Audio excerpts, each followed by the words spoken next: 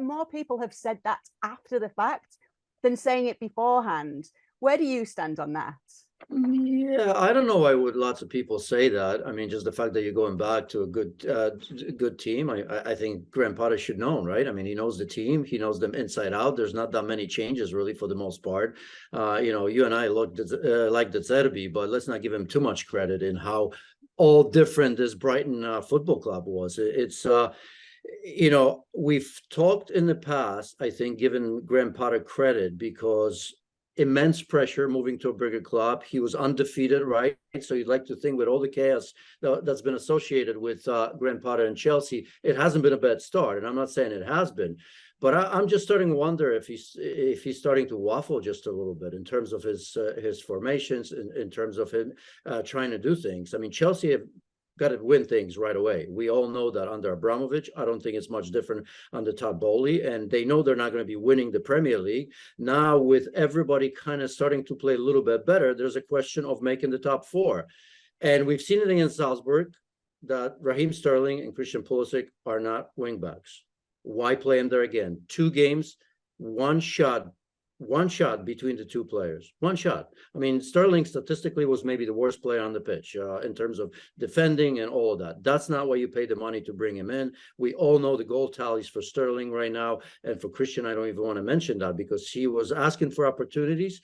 He got 2 of them against Salzburg. He was sort of involved in a couple of goals, but not really a great performance. So look, I mean, go back to basics. And without Reece James, I don't see how this team, and without wingbacks, true wingbacks, how do they play still 3 in the back? I don't get it. No Fofana, no Koulibaly, right? I mean, it's a patchwork, maybe enforced, okay? But I think if I'm Chelsea, I'm going to back 4, and I'm playing Chilwell. Cucurella is no center back. I don't care how much he improves in that position. So back to basic, go to the system that works, and play to the strength of your players. Because you're wasting Raheem Sterling right now.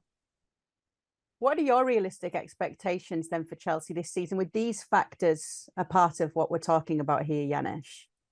They're good enough to be in the top 4. It's going to be a fight. I always think that when there's so many teams involved, sometimes that's a little bit better because everyone almost feels like they have to be absolutely perfect, and we know that's impossible. So realistic expectations continue to stay in the top 4. I think Chelsea will have a shout just like anybody else because nobody else is perfect right now. If you look at Spurs, if you look at certainly Liverpool's outside of it, Manchester United. So I think that's realistic, but I worry because the issues he had in terms of scoring continue to be there. Nobody that we can pick out and say, you know what, this player is going to continue to score. Look at Oba. When was the last time he scored? Thank you very much for watching ESPN FC on YouTube. For more highlights, analysis and exclusive content, be sure to subscribe.